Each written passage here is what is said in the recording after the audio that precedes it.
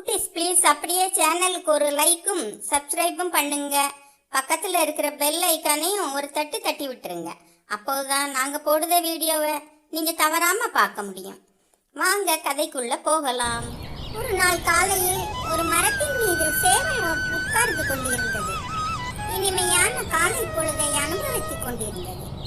காலை நேரம் ரம்யமாக இருந்தபடியால் உற்சாகமாய் சேவல் கூவி பாட்டு பாடிக்கொண்டிருந்தது.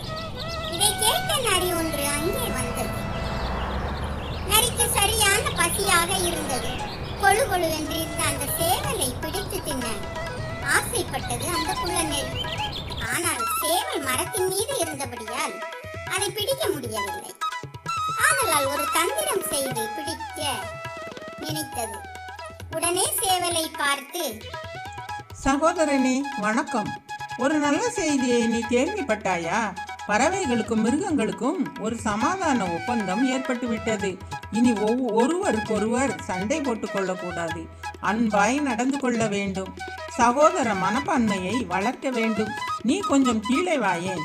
இந்த நல்ல செய்தியை பற்றி நாம் பேசுவோம் என்றது. நரியின் தந்திர பேச்சை சேவல் புரிந்து கொண்டது. அதை வெளியே காட்டவில்லை. தூரத்தில் எதையோ பார்ப்பதை போல் தலையை தூக்கி தூக்கி பார்த்தது. இதை கண்ட நரி, என்ன சகோதரா, ரொம்ப அக்கறையாக எதையோ அடிக்கடி பார்க்கின்றாயே, அங்கே என்ன இருக்கின்றது என்று கேட்டது. அதற்கு சேவல், அங்கே சில வேட்டை நாய்கள் வருவது மாதிரி தெரிகின்றது. வேட்டை நாய்கள் தானா என்பதை கவனிக்கின்றேன் என்றது. இதை சொல்லிவிட்டு நரி ஒரே ஓட்டமாக ஓடி காட்டுக்குள் மறைந்து போனது. யாரிடம் ஏமாற்ற பார்க்கின்றாய் நீ? உன்னுடைய கெட்டிக்கார பொய்கள் என்னிடம் பலிக்காது, ஓடிப்போ என்று கூறி சிரித்தது.